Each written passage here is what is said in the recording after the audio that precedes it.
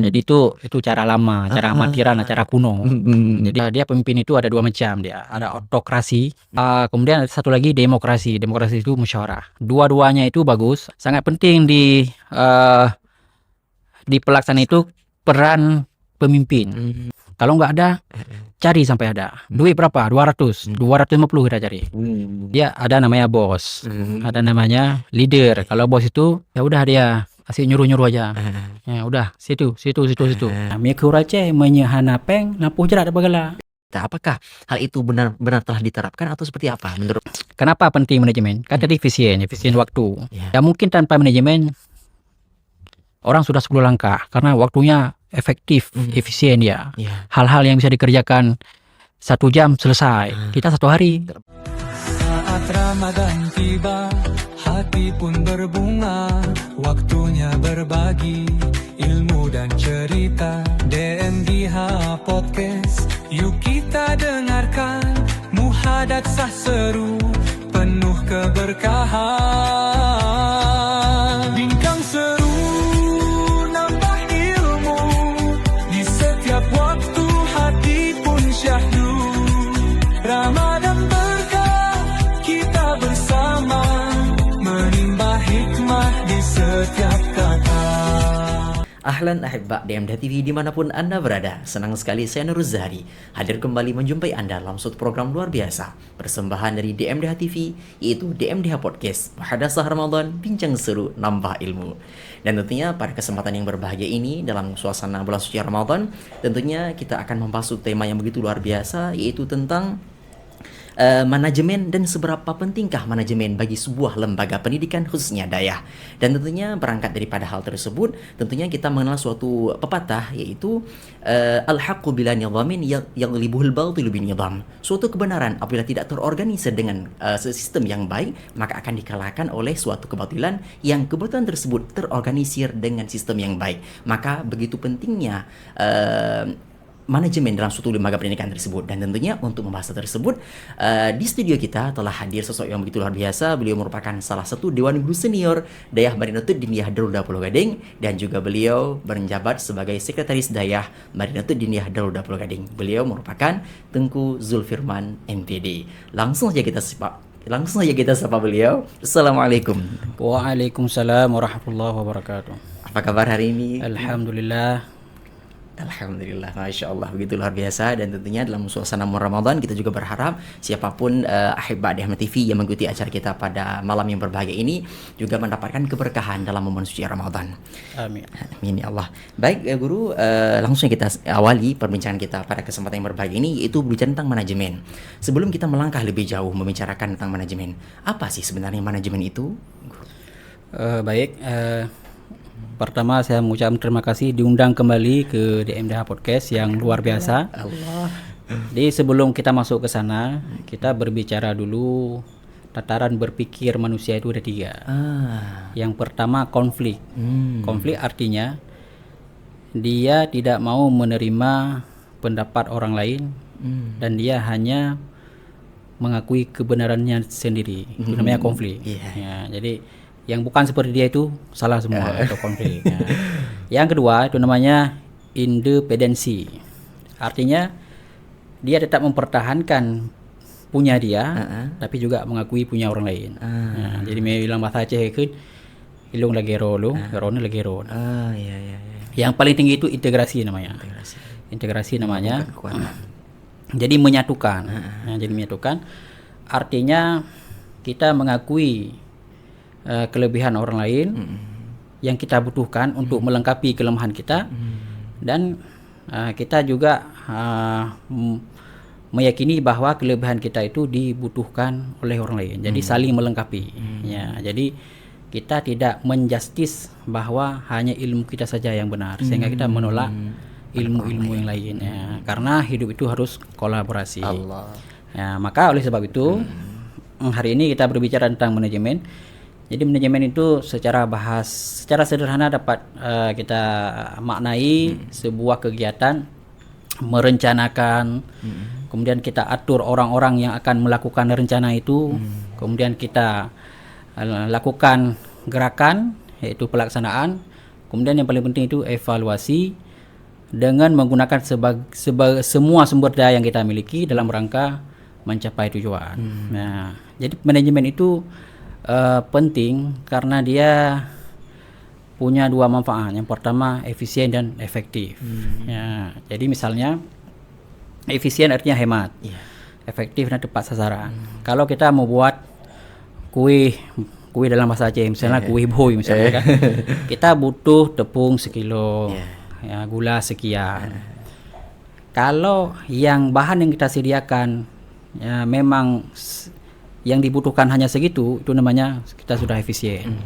Efektif artinya bahan tadi kita olah jadi memang jadi boy. Ya, kalau jadi dugong itu berarti sudah nggak efektif. Ya, jadi itu namanya efektif efisien karena boleh jadi ya, kita membuat boy itu tepung yang kita gunakan itu terlalu banyak. Padahal nggak perlu segitu banyak.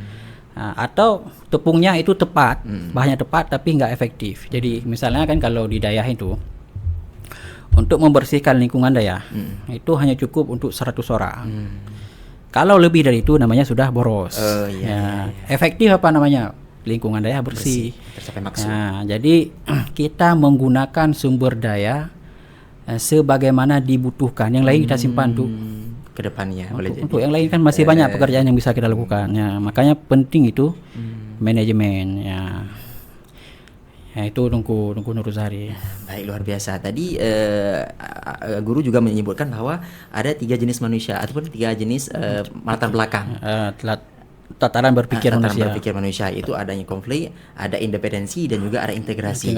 Lantas dalam konsep 3 tataran berpikir manusia tersebut kita hubungkan dengan manajemen itu seperti apa? Berarti kita sudah naik pada integrasi. Artinya ilmu manajemen itu kita anggap penting untuk mendukung proses pembelajaran dan apapun dalam rangka mewujudkan visi misi Dayah. Itu berarti kita sudah naik level ketiga, integrasi. Jadi kita nggak anti lagi sama dengan namanya ilmu di luar yang kita pelajari. Termasuk podcast ini kan. Podcast ini kan kita nggak belajar di balai. Tapi kenapa kita anggap penting? Ya, karena kita harus mengikuti perkembangan zaman di mana ilmu sekarang bukan hanya disampaikan face to face. Ya gitu Guru Nuruzari. Baik, luar biasa guru. Lantas kita bicara tentang bagaimana penerapan manajemen di lingkungan Dayah. Lantas apabila kita bawa dalam lingkungan Dayah, bagaimanakah kepenting atau urgensi daripada manajemen tersebut dalam memuluskan setiap program-program yang dicanangkan oleh Dayah? Oh, sangat penting. Karena dengan ada manajemen itu kan, manajemen itu manajemen itu kan luas sekali. Ya, dia secara umum dia punya 4 rukun lah kalau bahasa kita kuning ya. Rukun yang pertama dia ada planning, kemudian perencanaan, ada organizing, pengorganisasian, kemudian ada actuating, pelaksanaan, yang keempat itu ada controlling, ya, pengawasan, ya, atau biasa disingkat dengan POA. Itu rukun manajemen secara umum. Manajemen ini kan dia ada manajemen keuangan lagi, nanti ada manajemen konflik, ada manajemen kurikulum, ada manajemen macam-macam lah, dia banyak sekali, itu luas sekali manajemennya. Jadi hari ini kita fokus pada rukun manajemen yang secara umum aja, ya, di mana itu yang pertama kan itu ada planning, ya, perencanaan. Apa perencanaan itu? Yaitu proses menentukan tujuan. Nah, karena kalau kita lakukan sesuatu nggak ada tujuan, nanti ujungnya sia-sia. Nah, jadi di planning inilah ini sangat betul-betul kita konsen, ya, di mana dalam membuat planning itu dia ada unsur-unsurnya, ada namanya dasar pemikiran. Ya, kita membuat podcast ini, apa dasar pemikiran lahir podcast ini? Ya, kemudian dia karena nanti ujung-ujungnya ya copy paste punya orang. Orang lain udah buat, ya udah kita buat untuk keren-kerenan. Ya. Tapi nol isi dan substansi yang ingin kita capai. Ya. Jadi misalnya apa dasar pemikiran? Karena dengan perkembangan teknologi di mana orang bukan hanya mendapatkan ilmu lewat face to face, tapi juga mengakses media sosial, maka kita menggunakan corong itu dalam rangka menyebarkan ilmu yang kita pelajari di Dayah, sekaligus juga memperkenalkan pemikiran Dayah bagi masyarakat Aceh khususnya di Indonesia pada umumnya. Nah, itu dasar pemikiran. Kemudian ada program dia. Kita kan biasanya itu bolak-balik itu. Cara program dengan kegiatan. Beda dia. Program itu lebih luas. Program itu kan dia sekumpulan kegiatan. Kalau kegiatan itu dia sudah masuk teknis daripada melaksanakan program. Misalnya program peningkatan kapasitas guru. Itu namanya program. Itu kegiatannya bisa kita buat training misalnya. Itu kan nama itu kegiatannya. Kemudian kita jangan lupa juga harus kita susun tujuannya supaya apa yang kita lakukan itu nggak sia-sia. Nah, kemudian yang paling penting juga siapa yang kita target. Program ini ke siapa, sasarannya siapa. Ya, kalau untuk guru berarti harus gini cara merancang programnya. Kemudian apalagi harus kita ukur, namanya itu pakai indikator. Selama ini itu yang kita lupakan.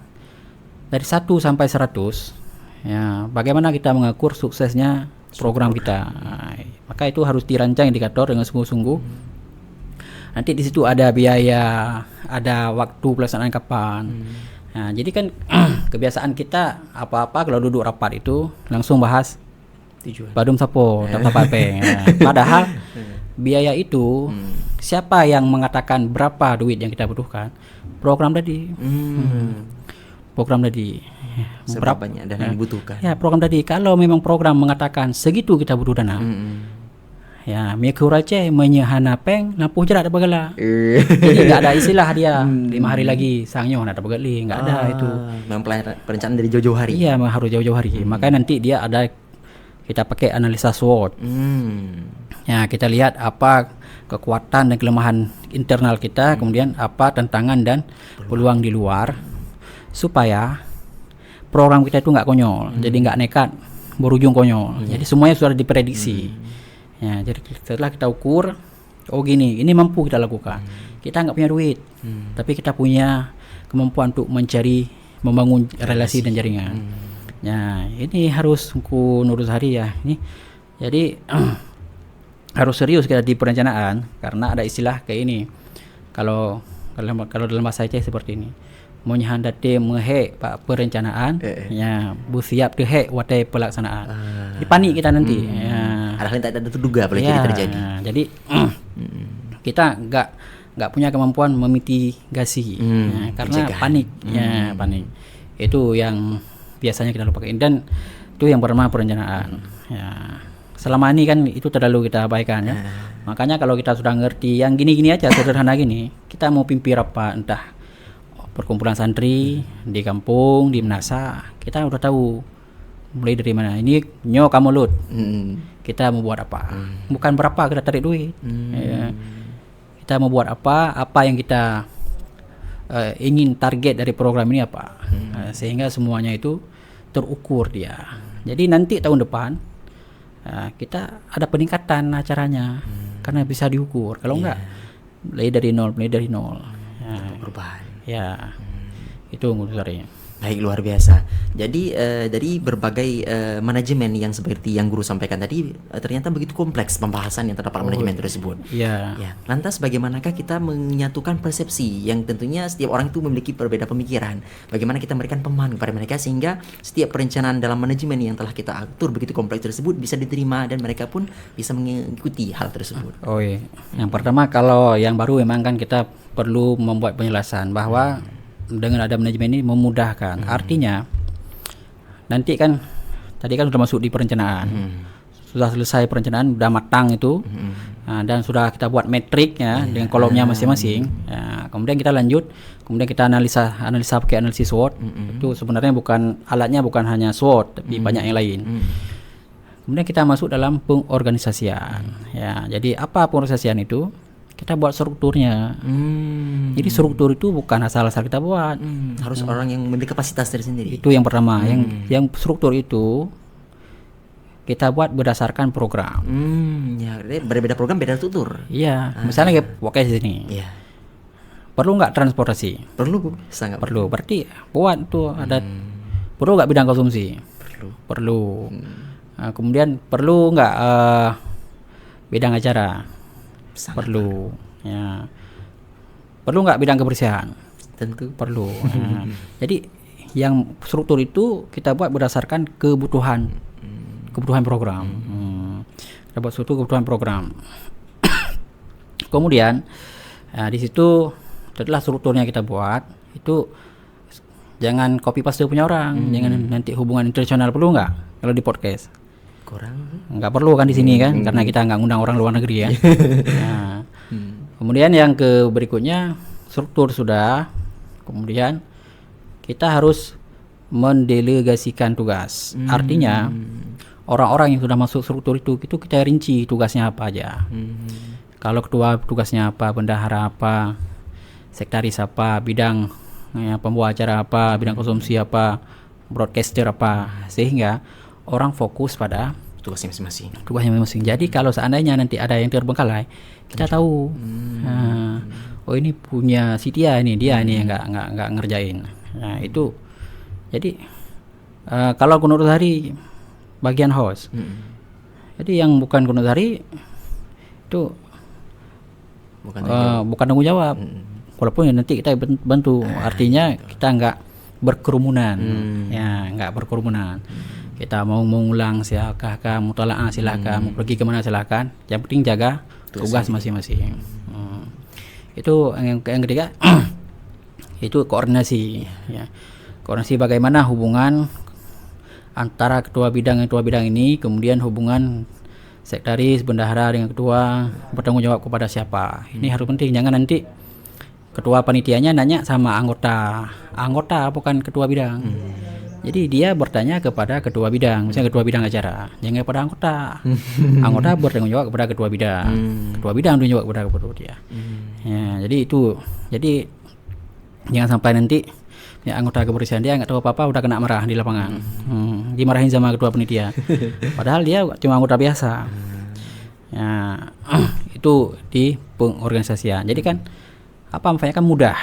Ya, jadi kita nggak ngumpul rame-rame di kantor, nggak perlu. Jadi jaga tugas masing-masing. Jadi memudahkan kita nggak terlalu buang energi yang nggak perlu. Fokus pada masing-masing tugas. Ya.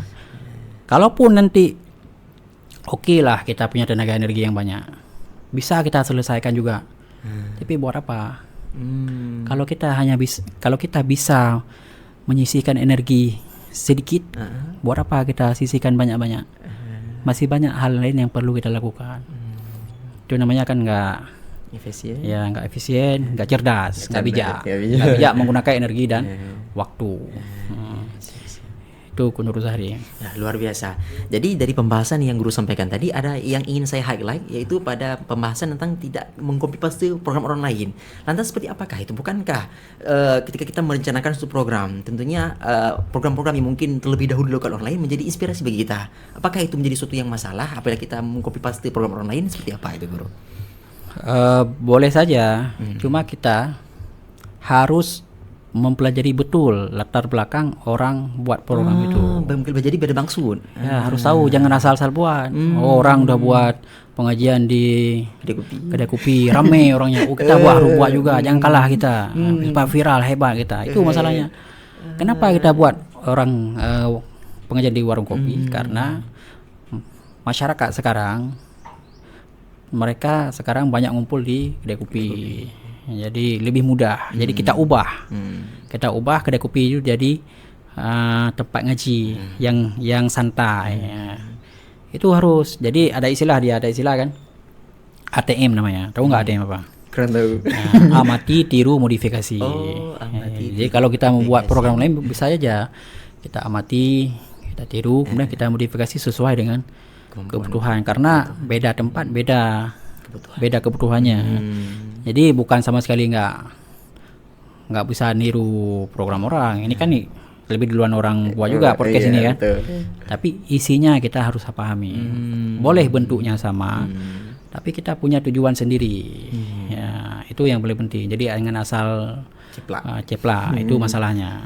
Jadi nanti dia kering daripada ruh. Luar biasa, Alhamdulillah. Perbincangan kita pada kesempatan yang berbahagia ini telah membicarakan tentang manajemen dan bagaimanakah unsur-unsur terpenting sehingga dalam manajemen tersebut benar-benar menjadi suatu wasilah untuk terciptanya program-program yang kita lakukan berjalan dengan lancar sebagaimana yang kita inginkan. Dan tentunya insya Allah setelah segmen ini, pada segmen selanjutnya kita akan bicarakan tentang bagaimanakah kendala dalam pelaksanaan manajemen dan bagaimanakah tahapan-tahapan yang dihadapi ataupun dalam tantangan yang dihadapi oleh para pelaku untuk menjalankan program tersebut.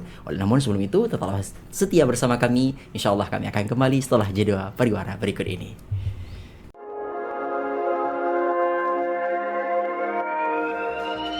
Siap-siap ketagihan, King Fried Chicken hadir dengan ayam super renyah, bumbu spesial dan kelezatan yang bikin nagih.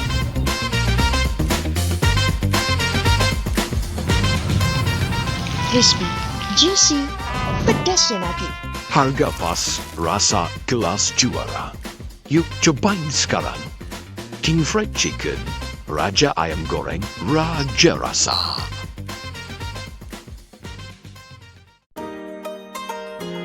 Salim Teka, Bidayah Madinatul Diniyah Darul Huda Palu Gading. Berdiri pada tahun 1987, diinisiasi oleh masyarakat Dewantara, hadir dengan berbagai keunggulan. Dengan penuh kebanggaan, Dayah Madinatul Diniyah Darul Huda Palu Gading kembali membuka pendaftaran Thalabah Thawalib baru tahun ajaran 1447 Hijriah. Untuk gelombang pertama, mulai 20 Syawal 1446 Hijriah atau 19 April 2025. Berikut syarat-syarat pendaftaran. Info lebih lanjut, hubungi kontak di bawah ini. Calon thalabah Thawalib baru harus mengikuti alur pendaftaran sebagai berikut. Jak Hairakan Tamuruno, sejan kamu di DMDH.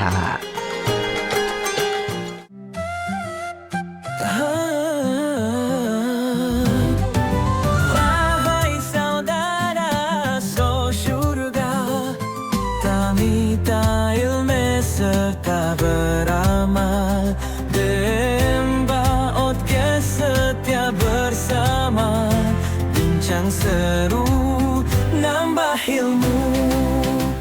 Baik, Alhamdulillah Ahibba DMDH TV dimanapun Anda berada, terima kasih Anda masih setia bersama kami dalam program Muhadasah Ramadan Bincang Seru Nambah Ilmu.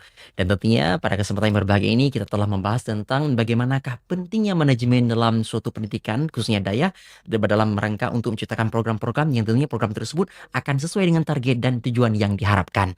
Dan tentunya sebelum kita jeda tadi, guru telah menjelaskan kepada kami tentang bagaimana perencanaan dan juga organizing yang harus dilakukan dalam suatu manajemen sebagai tahapan-tahapan dalam memuluskan program yang direncanakan. Lantas selanjutnya, sebelum kita membahas tentang kendala tadi, tentunya pada pelaksanaan akan ditemukan berbagai tantangan-tantangan. Lantas bagaimanakah pelaksanaan yang harus dilakukan sehingga dengan pelaksanaan tersebut bisa meminimalisir tantangan yang mungkin akan dihadapi dalam pelaksanaan program tersebut? Oke, jadi tadi kan Ya. di organizing, ketika kita memilih orang, dalam suruh itu harus punya kapasitas. Bagaimana kita tahu dia punya kapasitas? Ya kita cari tahu rekam jejaknya. Kalau jadi jangan asal-asalan. Jangan kita pilih orang yang Relasi. yang besar suara di rapat. Nah, biasanya kan kalau ada rapat umum itu siapa yang paling Vokal. vokal itu yang dia aja ketua. Betul, Nanti dia betul. jadi ketua udah down semua. Jadi itu cara lama, cara amatiran, cara kuno. Jadi nggak boleh sembarangan dia milih orang. Jadi harus kita tahu orang yang tepat untuk mengisi. Cara tahunya bukan karena dia vokal dalam ngomong di rapat. Ada orang yang dia diam aja, tapi dia senyap, tapi gerakannya itu seperti ninja. Ya. Jadi termasuk tadi di pelaksanaan kan, Iya, pelaksanaan. perencanaannya sudah matang. Ya, termasuk itu sudah ada biaya berapa kita butuhkan. Di situ ya, nanti bisa dirinci dalam bentuk rap. Kemudian kita atur orang yang akan mengeksekusinya. Kemudian kita masuk dalam pelaksanaan. Jadi dalam pelaksanaan itu kita buat dulu time sheet namanya. Time sheet itu lembaran waktu, di mana itu misalnya orang perlengkapan dia mulai kapan sampai kapan dia kerja. Ya, orang konsumsi dari kapan dia sampai kapan dia kerja. Jadi orang sebelum sampai waktu dia bekerja ya dia boleh kemana aja, boleh ke Dakengan, boleh ke Bangka sana, boleh ke Gerdong Pasir tempat saya, boleh juga kan. Sambil nangkap ikan. Di Gerdong Pasir. Ya di Gerdong Pasir, tahu kan? Tahu, alhamdulillah pernah berkunjung. Udah jumpa bujilang aja di sana ya. Allah. Jadi orang nggak berkerumunan di kantor. Itu buat time sheet. Jadi kapan dia waktu? Jadi nggak ada istilah saya nih jadi penitia sibuk kali, nggak sempat ngajar, nggak sempat tolong lagi, sosok sibuk. Jadi sosok sibuk namanya ya. Jadi itu penting kita buat time sheet. Ya. Nanti baru kemudian apa yang kita butuhkan dalam pelaksanaan itu, struktur itu harus ready. Struktur tadi sudah ready, lengkap dengan rincian tugas masing-masing atau job description-nya. Nanti kemudian kita lihat sumber dayanya. Apakah orangnya cukup? Kalau nggak cukup, bagaimana caranya? Apakah kita harus jadi relawan? Ya, kalau nggak cukup, misalnya kalau ada orang buat event itu, dia cari volunteer namanya relawan, dia bayar itu 1.000 sehari. Kemudian apalagi dana berapa ya ada? Dari 200 juta, 10 juta ya ada. Gimana? Kita cari dana lewat siapa? Pada pemerintah, donatur, alumni. Ya, itu di pelaksanaan. Nah, jadi kemudian apa kunci suksesnya pelaksanaan? Kepemimpinan yang efektif. Pemimpinan efektif itu dia pemimpin itu ada 2 macam dia. Ada autokrasi. Autokrasi namanya dia seperti raja. Perintah saja. Perintah, dia nggak ada istilah musyawarah. Autokrasi.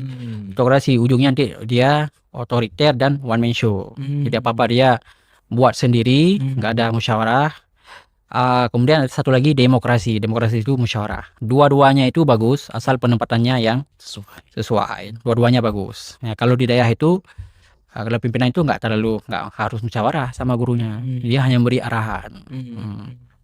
Tapi kalau kita sesama di bawah pimpinan itu harus musyawarah dalam setiap kebijakan. Jadi itu namanya ada autokrasi dan demokrasi.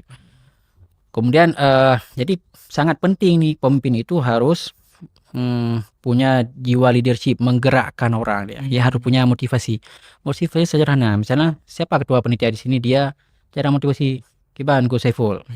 Enak kah? Itu bagian motivasi. Jadi orang merasa diperhatikan. Dengan kalimat sederhana, Kiban kah? Kemudian dia harus inspirasi. Apa beda motivasi dengan inspirasi? Kalau motivasi itu menggerakkan orang melakukan apa. Kalau menginspirasi itu menggerakkan orang menginginkan apa. Nah, jadi kalau motivasi dalam bentuk aksi, kalau inspirasi dalam bentuk keinginan dia. Itu sangat penting di pelaksanaan itu peran pemimpin. Ya, bagaimana dia melihat dan mengontrol nanti ada pembahasannya tugas siapa dia, dan itu sangat penting. Ya, jadi maka pemimpin itu ini kan berbicara yang ideal ya. Yang ideal kalau kita dia kan ini masih belajar atau di organisasi santri. Nah, itu kan lagi belajar. Tapi kita harus tahu ya ideal itu. Pemimpin itu dia harus punya intelektualitas, punya kemampuan, punya ilmu. Dan ini tercermin dari ketika Allah menciptakan Nabi Adam sebagai khalifah. Beliau membekali ilmu kepada Nabi Adam sebagai bekal beliau mengelola bumi. Ya, yang kemudian malaikat saja nggak tahu ilmunya itu, ya kemudian iblis dia menjadi membangkang. Ya, itu kan dalil bahwa pemimpin itu harus punya ilmu.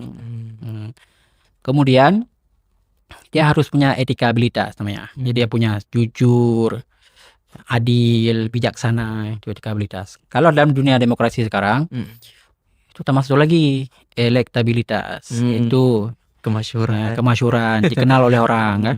Dan sekarang dalam dunia demokrasi yang ketiga ini yang paling menonjol. Padahal dalam agama itu yang paling penting itu apa? Kejujuran, etikabilitas sama intelektualitas. Ya, jadi itu karena jadi kalau dalam dunia demokrasi seorang itu harus kita genjot agar dia menjadi orang yang punya elektabilitas. Ya, jadi itu sangat penting dalam kesuksesan pelaksanaan peran kepemimpinan. Jadi kalau pemimpinnya nggak motivasi, nggak pernah dia nanya gimana udah, itu anggotanya itu drop. Apalagi gerakan sosial. Gerakan sosial itu pemimpin itu harus mengikat anggotanya dengan hati. Beda dengan gerakan pekerjaan yang digaji. Jadi orang dia terikat dengan gaji dan itu dia cari. Jadi dia sangat takut kalau dia nggak dapat gaji. Jadi kalau gerakan sosial itu pemimpin itu kemampuan dia mengikat orang-orangnya dengan hati. Nah, kemudian apalagi kendalanya? Apalagi yang menentukan suksesnya pelaksanaan? Sumber daya. Sumber daya tadi. Sumber daya apa? Ada duit. Kalau nggak ada kita cari. Kalau nggak, ya udah nggak ada duit. Bukan menyerah artinya. Kalau nggak ada duit, ya udah. Berarti itu namanya kita bermental kejurun belang. Tahu gak kejurun belang? Tahu. Kejurun belang itu kan orang dia kenduri orang bawah, dia hanya bagi-bagi aja. Iya. Itu mental, kalau ada bagi, kalau enggak ya udah. Dan itu pemimpin, tipe pemimpin yang terjadi di negeri ini sekarang. Ya Allah. Nggak ada anggaran nih. Ya, kehebatan pemimpin ketika dia mampu melakukan bid'ah, mengadakan yang tidak ada. Ya, itu kehebatan kita. Kalau ya udah ada, siapapun bisa. Itu namanya pemimpin mental kejurun belang. Artinya kedepankan inovasi. Ya, kita harus, kalau nggak ada, cari sampai ada. Duit berapa? 200, 250 kita cari. Dan pasti ada kalau kita bergerak pasti ada. Kalau nggak, kalau duduk di kamar aja nggak bergerak, ya udah itu nggak dapat. Itu yang pertama. Kemudian juga komitmen. Komitmen apa? Keinginan untuk berbuat bersama. Nah, komitmen itu kan ditentukan oleh tujuan. Kenapa kita mau berbuat di daerah? Karena daerah telah membesarkan kita, jadi kita nggak tahu wataf, udah tahu, enggak. Jadi kita sudah jadi orang hebat, udah dipanggil Tengku. Saatnya saya mengabdi walaupun tidak digaji. Ya, itu motivasi kita. Kenapa kita mau? Itu komitmen kita karena kita telah dibesarkan oleh daerah. Saatnya saya berbuat untuk daerah. Ya, itu baru keren. Ya. Ya, apalagi kendalanya Iya. itu kendala di pelaksanaan ketika itu leadernya itu ya udah, dia kalau udah ngasih kepercayaan udah dia nggak nanya lagi, itu pengaruh. Kemudian kurangnya komitmen, ada perubahan kan, ada perubahan faktor alam, ada perubahan faktor internal, itu banyak lah itu faktor. Tapi yang paling inti tadi kepemimpinan itu. Jadi pemimpin itu ini agak kita dalami dikit ya. Ya, ada namanya bos, ada namanya leader. Kalau bos itu ya udah dia kasih nyuruh aja. Ya udah, situ. Ya, itu di perusahaan boleh. Tapi kalau gerakan sosial nggak boleh. Leader itu dia harus menganggap anggotanya itu mitra, kawan dia bekerja, jangan anak buah. Sehingga dalam dia berkomunikasi, Nur Zahri, netim jak kedih kan. Bukan Zahri, jak kedih tak? Ya, itu ketika saya bilang Nur Zahri netim jak kedih tak? Itu hati Nur Zahri itu berbunga-bunga. Ya Allah, ada kok gak gulung. Ya. Tapi kalau Nur Zahri, jak kedih tak? Nah, jadi kan Merasa berat. Itu gaya bos. Ya, bos. Ada satu lagi yang juga nggak baik. Itu dia malas, bukan malas, malu menyuruh, meminta bantu. Itu dia parah juga. Kalau dia malu, ngapain kita buat struktur? Jadi semuanya dikerjakan sendiri. Bukan karena dia apa-apa, cuma karena dia malu. Jadi itu nggak bagus juga. Kita buat struktur itu kan tuh kita kapling-kapling pekerjaan supaya mudah. Itu menurut Zahri. Nah, itu di pelaksanaan. Baik, Guru. Tadi di antara penentuan untuk kesuksesan dalam pelaksanaan itu adalah adanya sumber daya. Lantas apabila ketersediaan sumber daya tersebut tidak mumpuni, apa yang harus kita lakukan sehingga bisa memaksimalkan ataupun bisa mencegah kendala yang terjadi dalam pelaksanaan tersebut? Makanya kan tadi kan di perencanaan itu harus matang tadi. Jadi dia harus dibuat plan, bukan hanya A tapi juga ada B. Ketika misalnya dana nggak mencukupi sekian, berarti kita buat acara lebih kecil dari itu. Itu dia harus di plan dari awal. Harus sejak awal di plan. Jadi di planning itu memang dia menentukan. Dia kan orang misalnya ada cerita itu, itu minimarket atau Alfamart. Ketika dia mau buka cabang di satu daerah, dia buat kajian dan penelitian setahun. Dia tengok masyarakat ini biasanya butuh apa, sehingga nggak ada istilah kadaluarsa barangnya. Sudah dibuat penelitian. Nah, dia kan bagian dari perencanaan. Jadi barang yang dipasok, stok barang di toko mereka itu memang kebutuhan. Mereka tahu karena dibuat penelitian. Ya, kita cenderung alah, nduk dah berkilo. Kan gitu, alahnya ada berkilo, nduk dah berkilo. Jadi nanti kita panik semua. Panik semua. Kalau keemosinya gak kendali, ya udah saling menyerang lawan, menyalahkan satu sama lain. Nanti apa? Konflik. Nah, itu bahayanya.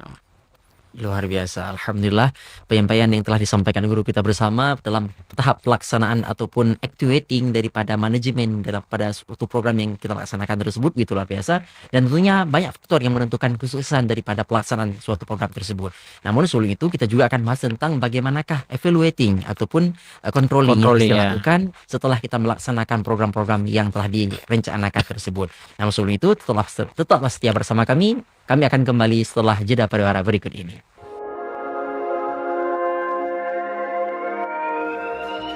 Siap-siap ketagihan, King Fried Chicken hadir dengan ayam super renyah, bumbu spesial dan kelezatan yang bikin lagi.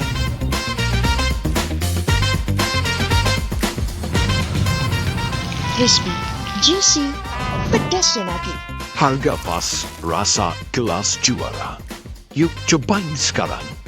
King Fried Chicken, Raja Ayam Goreng, Raja Rasa.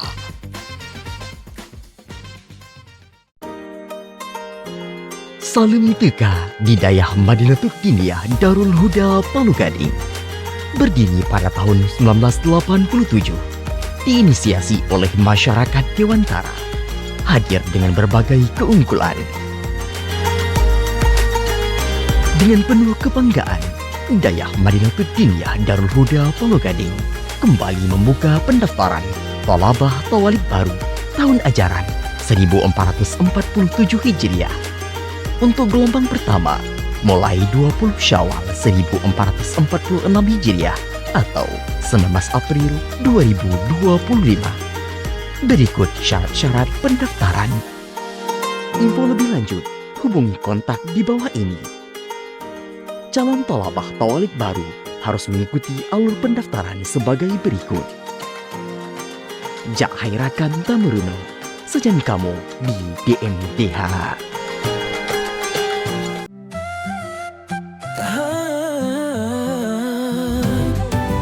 Wahai saudara, so syurga, tamita ilmu serta beramal, demba otke setia bersama, bincang seru nambah ilmu. Baik, alhamdulillah kembali lagi bersama kami dalam Muhadasah Ramadan Bincang Seru Nambah Ilmu. Dan tentunya alhamdulillah masih bersama kita yaitu Guru Zulfirman yang beliau telah menjelaskan kepada kita bagaimanakah pentingnya sebuah manajemen yang dimulai dengan tahapan planning, kemudian organizing, kemudian activating dan juga controlling. Dan tentunya pada kesempatan kali ini kita telah berada pada tahapan controlling. Bagaimana tatkala suatu program tersebut telah dilaksanakan, bagaimanalah kontrol ataupun pengendalian daripada pelaksanaan tersebut benar-benar harus dilakukan. Lantas bagaimanakah peran yang semestinya harus dilakukan pada tahapan controlling tersebut, Guru? Jadi apa fungsi kontrol atau pengawasan? Iya. Jadi fungsinya itu untuk mencegah agar tidak keluar dari jalur yang tujuan. Jadi kalau nggak di kontrol itu dia berkala. Jadi siapa yang kontrol? Kontrol itu pertama dari pimpinan teratas, pimpinan paling tinggi. Siapa ini ya kontrol? Ya pekerjaan ya kabak. Kalau di daerah misalnya itu dikontrol. Kenapa harus dikontrol? Supaya terdeteksi sejak dini kalau ada nanti yang tidak sesuai seperti yang direncanakan. Jadi ketika terdeteksi sejak dini langsung diluruskan kembali. Ya, diluruskan kembali. Ini Misalnya kalau kita buat rumah, jadi kalau punya rumah dia nggak dia kontrol, tiba-tiba udah gimana tuh dipasang keramiknya kan.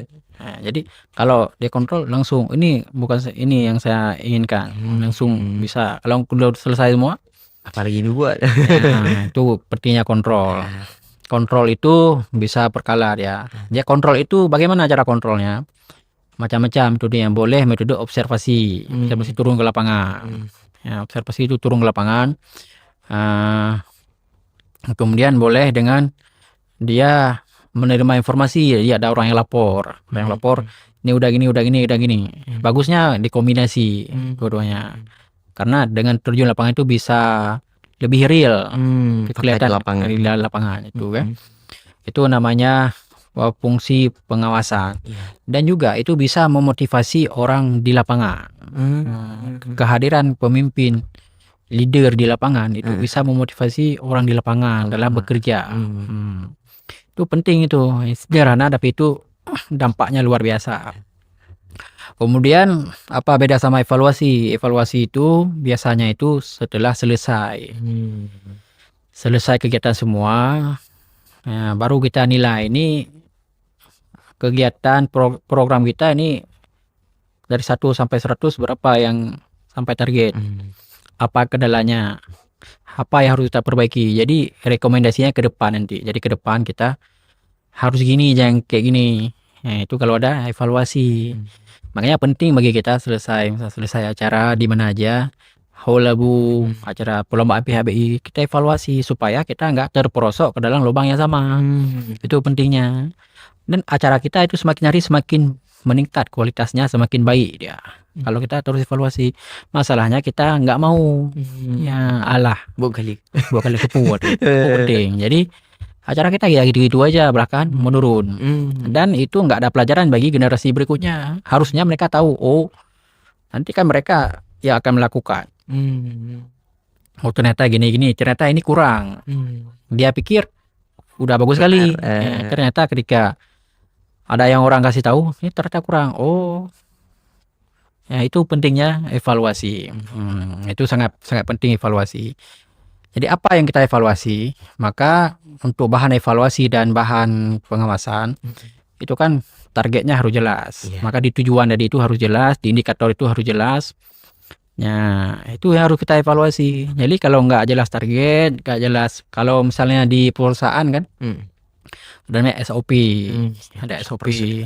Ya, jadi buat SOP itu dia pantau, dia awasi karyawannya, mereka kerja sesuai SOP nggak, kebersihannya bagaimana, disiplinnya bagaimana. Jam masuk jam 8 dibuat dalam SOP, ya kontrol, oh jam 8 masuk mereka, berarti disiplin. Kalau terlalu cepat bagus sekali, kalau jam 8:30 berarti mereh ya kan? Jadi itu dia harus ada standarnya, kalau enggak apa yang mau dievaluasi. Jadi ada patokan untuk evaluasi. Nah, jadi makanya itu dia itu namanya holistik, dia dari perencanaan, pengorganisasian, pelaksanaan sama controlling itu dia holistik. Dan ini dia tertibnya, ini tertib hakikat namanya. Ya, tertib lagi rukun mayang, bukan tertib sikri lagi Fikir 20.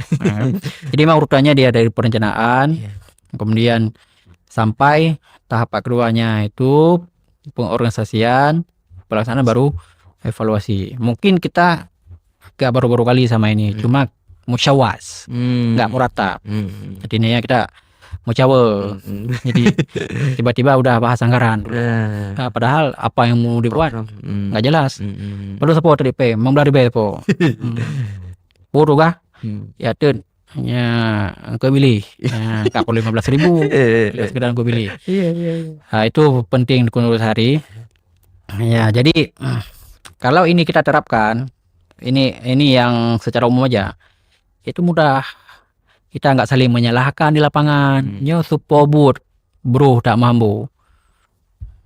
Nyo buat kebersihan. Jadi pimpinan ini buat kebersihan. Ya, jadi ini siapa nih guru, anak-anak ini banyak kali yang libur ngaji karena ada guru. Siapa? Pendidikan.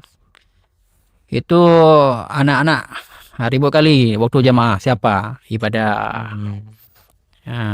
Itu ditertib semua. Ini pergi takziah walimah ini kok anak-anak ini udah amburadul kali ini, nggak ada ini nggak ada itu, siapa tanggung jawab humas. Udah jelas semua. Jadi pemimpin udah mudah kontrol, tahu dia siapa yang harus dia pertanggungjawabkan, tahu dia itu. Dan kita nggak menyalahkan. Kalau nggak nanti yang rajin-rajin kali itu, istilahnya kan kalau udah kita buat manajemen itu, kita tahu batas. Kalau menyebut Aceh ating, tahu ating masing-masing. Jadi kita kerja ya di Ranah dalam kita. ranah kita. Kalau nggak nanti, kalau nggak diperjelas rincian tugasnya, yang rajin-rajin itu ya udah dia sawit semua. Dia borong semua tugasnya. Waktu Aceh sawit ya, borong semua. Tugas-tugas online dia borong semua. Yang malas-malas ya udah, ya biar kamu aja yang kerjain. Jadi nanti ada pekerjaan yang di situ dapat keuntungan materi. Itu semua orang-orang berlomba-lomba. Ada nanti yang nggak dapat apa-apa. Orang berlomba-lomba untuk membiarkan. Jadi nggak jelas tupoksinya masing-masing. Itulah pentingnya manajemen. Dan dalam sebuah lembaga pendidikan sangat penting ini. Nah, coba Anda bayangkan, kita buat acara hall. Berapa kita undang? 10.000. 10.000 itu udah masuk kita. Dalam kalkulasi kepanitiaan itu, satu orang melayani 10 orang. Jadi sebenarnya 10.000 tamu itu nggak banyak dengan kekuatan yang kita punya. Nah, kekuatan murid, baik putra maupun putri, guru. Nah, begitu juga sumber daya berupa dana. Kita punya nama besar, punya jaringan alumni. Cuma bagaimana kuncinya, bagaimana kita memanfaatkan sumber daya yang ada. Itulah di situ peran leader. Leader. Jadi nggak ada istilah nggak mungkin kita buat. Berarti kita itu nggak cerdik dalam melihat sumber daya yang kita miliki dan kekuatan yang kita miliki. Analisis SWOT ya. Analisis SWOT itu penting. Kalau nggak nanti kan ada cerita itu. Dia seorang singa yang dipelihara oleh kambing. Jadi dia ketika ada kawanan serigala, berharap itu keluarga kambing tadi, si singa ini bisa menjadi pelindung. Singa ini pun dia tahu dirinya itu kambing. Jadi dia takut juga. Walaupun dia singa. Pada satu hari dia melihat ke air, kelihatanlah, oh saya singa. Jadi kita perlu tahu siapa diri kita. Bercermin. Tapi apa adanya, jangan dilebih-lebihkan. Dia percaya diri itu sesuai dengan kenyataan itu penting supaya kita nggak minder. Minder itu nggak baik juga. Terlalu pede pun Tidak baik. sombong. Itu penting menempatkan Sesuai porsi. sesuatu pada tempatnya. Kalau enggak nanti gimana tuh ulama-ulama di mukadimahnya, misalnya kitab Johar itu dibilang kitab ini bagus. Itu kan dia bilang kan apa adanya supaya orang menarik baca kitab itu. Ya, itu penting. Ya, itu menurut saya. Luar biasa Guru. Jadi dari setiap ilmu-ilmu yang telah Guru sampaikan tadi, mulai daripada analisis POWAK-nya, planning, organizing, actuating dan juga controlling, lantas bagaimanakah penerapan dalam konteks lingkungan daerah kita? Apakah hal itu benar-benar telah diterapkan atau seperti apa menurut perspektif Guru? Alhamdulillah di daerah kita itu sudah lumayan ya, terutama dalam tata kelola dan tata pamong di daerah kita itu sudah lumayan. Kita sudah jelas tupoksi masing-masing itu sudah jelas. Mungkin di aspek kontrol aja itu yang masih perlu ditingkatkan. Itu, kalau yang lain perencanaan sudah lumayan, sudah ada perencanaan, kemudian strukturnya sudah ada, pembagian tugas juga sudah jelas, sudah tertulis malahan, tertulis. Dia harus ditulis itu supaya nafsirnya itu jangan di kepala masing-masing. Kemudian tinggal di kontrol aja. Jadi PR kita masih di pengontrolan. Yang lain sudah mantap. Tentu masih banyak yang perlu kita bedah. Tapi sudah lumayan lah. Sudah lumayan teratur tugas-tugas yang ada di daerah kita itu sudah lumayan. Untuk istilahnya meningkatkan sesuatu yang telah dilakukan dalam tahapan-tahapan manajemen tersebut. Lantas apa yang harus dilakukan sehingga setiap kekurangan yang mungkin dari si pelaksanaan tadi masih kurang, apa yang harus kita tingkatkan? Itu evaluasi. Dari evaluasi kita baru tahu di mana kekurangan kita. Jadi kalau evaluasi, kalau kontrol di dalamnya masuk evaluasi nggak kita lakukan, kita nggak tahu apa kekurangannya. Jadi kalau kita nggak tahu kekurangannya, ya kita nggak tahu harus memperbaiki apa. Harus memperbaiki apa. Nanti ya udah penyuluh di bidang apa, ya udah tinggal menjalankan aja yang sudah ada. Jadi nggak ada inovasi. Jadi mempertahankan, melaksanakan apa yang sudah ada, ditinggalkan oleh orang-orang dulu, nggak ada motivasi, nggak ada inovasi, nggak ada pembaharuan. Kemudian satu lagi tadi, kenapa penting manajemen? Kan tadi efisien waktu. Ya mungkin tanpa manajemen bisa sukses saja kegiatan dan program. Tapi kita harus tahu bahwa bukan di dunia ini bukan kita aja. Ada orang di luar sana.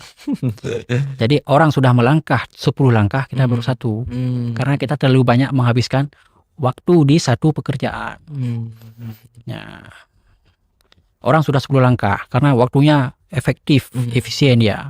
Hal-hal yang bisa dikerjakan 1 jam selesai, kita 1 hari. Tak berlarut. Kemudian orang itu cepat, energinya banyak, bisa dia gunakan untuk lain. Kita udah lama tuh energinya sudah capek sudah habis. Ya. Itu kalau kita nggak manding sama orang luar, ya kita tertinggal terus. Orang sudah bergerak dengan cepat, manajemen, kita masih di langkah yang sama, lambat. Jadi kita tertinggal dalam gerakan. Sementara kita hidup ini kan bersaing. Betul. Nggak bisa melihat dari luar ke dalam, tapi kita harus membuka diri keluar. Itu pentingnya manajemen. Ya mungkin kita sok superhero bisa melakukan sendiri, ya kan? Tapi energi kita itu ada batas lelahnya. Tunggu dulu tadi. Luar biasa Guru. Artinya penerapan yang telah dilakukan daripada manajemen di daerah kita alhamdulillah sudah berjalan lancar, dan tentunya yang harus kita tekankan kembali adalah bagaimana controlling, karena memang dari kontrol tersebut evaluasi adalah kunci bagaimana kita melakukan kekurangan dan kelemahan kita sehingga ada perbaikan ke depannya. Dan yang terakhir Guru, kami mohon bagaimanakah harapan sekaligus permintaan penutup daripada apa yang telah disampaikan oleh Guru untuk perkembangan manajemen di daerah kita selanjutnya. Ya, saya ingin menutup dengan kata-kata yang terkenal, entah ini dari Socrates kayaknya ya. Bahwa pikiran manusia itu ada 3 dia. Ada yang pertama small mind, pikiran sempit. Jadi dia kalau duduk ngomongin orang, entah itu hal yang baik atau entah yang buruk. Banyak ngomongin orang yang baik, bukan dia ambil inspirasi. Kuno hari kayaknya kok jaga host, itu aja. Jadi hanya bercerita. Jadi apa makanan pikiran orang ini? Dia nonton infotainment, nonton gosip, dengar orang upan, itu kan, itu gak bagus. Level namanya Small mind. average mind, jadi berpikiran rata-rata. Dia kalau duduk berbicara tentang cerita, peristiwa. Jadi ada peristiwa di mana dia cerita, dia apa bacaannya itu koran, berita, ini udah lumayan bagus. Kita harus naik ke level great mind, berpikiran besar. Ini kalau duduk berbicara ide, bagaimana supaya daerah ini mampu mengintegrasikan ilmunya ke masyarakat secara luas, baik masyarakat biasa maupun masyarakat akademisi. Integrasi ilmu itu berbicara ide. Bagaimana kita mengambil peluang slot dakwah di era media sosial. Itu yang dia bicarakan terus, berbicara ke ide dan gagasan. Apa bacaan dia? Makanan dia apa? Makanan dia buku, kitab. Jadi kita harus naikkan level ke level great mind. Ya. Maka akan timbullah gerakan-gerakan inovasi. Karena dia mau berpikir apa kalau dia nggak punya data di dalam otaknya untuk diolah. pikiran itu baru dia mengolah menjadi sebuah ide dan gagasan kalau ada bahan yang diolah. Bahan itu disuplai dari bacaan, entah kitab, entah buku, entah diskusi-diskusi. Nah, itu perlu kita budayakan. Ya, kalau enggak ya kita kalau duduk ya nongkrong berjam-jam tapi enggak ada sesuatu yang melahirkan ide, yang membuat perubahan. Nah, padahal kita ditakdirkan dari kisah Nabi Adam itu menjadi khalifah di bumi. Menjadi khalifah di bumi butuh modal ilmu. Ya, jadi Dayah ini harus mengambil peran kembali sebagai tempat mewaraskan pikiran umat. Nah, itu yang perlu kita ambil peran kembali. Karena kenapa kita ambil kembali? Karena kita pernah berperan di situ dulu di era kerajaan Darussalam. Itu jadi kita ambil kembali. Ya, caranya ya harus step by step naikkan level tadi integrasi sama grid mind. Ya, itu yang perlu kita tumbuh kesadaran Tunku Nurul Hari. Jadi kita duduk di warung kopi berjam-jam nggak apa-apa. Tapi apa yang kita bahas? Pulang tahu nggak itu ada yang Zainal Arifin dia Mukhtar. Dia bilang revolusi Prancis itu dimulai dari nongkrong-nongkrong di warung kopi. Ya, perubahan itu duduk kita di kantin, di balai, di mana saja berbicara tentang ide. Ide itu baru kita bisa bicara kalau ada isinya, bahannya di otak. Nah, gitu bahasa penutup dari saya, Tunku Nurul Hari. Masya Allah, begitu luar biasa penutup ini disampaikan oleh guru kita bersama yang menekankan bahwa ada 3 jenis pikiran, itu ada small mind, ada average mind, dan juga ada great mind. Maka dan tentunya yang sebagaimana yang diharapkan oleh guru kita bersama tadi, yaitu bagaimana kita bisa mengintegrasikan kemampuan kita dan juga great mind kita, sehingga dari penyatuan integrasi tersebut dapat menghasilkan berbagai inovasi-inovasi untuk menciptakan perubahan dalam sistem manajemen daya dan khususnya untuk memberikan dampak yang begitu luar biasa kepada masyarakat umum. Dan tentunya alhamdulillah pembicaraan kita pada kesempatan yang berbahagia ini telah selesai, dan pun sebelum itu kita mengucapkan barakallah jazakumullah khairan kepada guru kami. Sama-sama. Ia telah berikan inspirasi luar biasa tentang bagaimana pentingnya manajemen dalam suatu lembaga pendidikan, dan tentunya ini harus kita tekankan karena dengan manajemen yang baik insya Allah akan melahirkan perubahan-perubahan, dan program-program yang kita canangkan akan tersampai pada tujuan yang kita inginkan. Masya Allah. Dan tentunya kami selaku pembawa acara mohon mundur diri di hadapan Anda semua. Terima kasih atas salah perhatian, mohon maaf atas segala kekurangan. Akhir kata, wassalamualaikum warahmatullahi wabarakatuh. Ila liqa, ma'assalamah.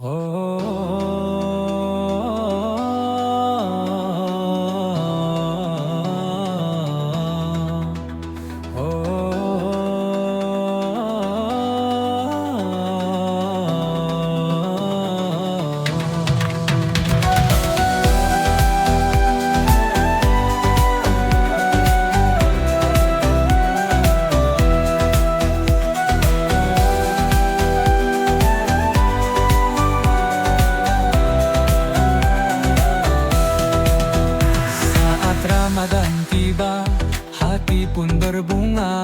Waktunya berbagi ilmu dan cerita. DMDH Podcast, yuk kita dengarkan. Muhadatsah seru, penuh keberkahan.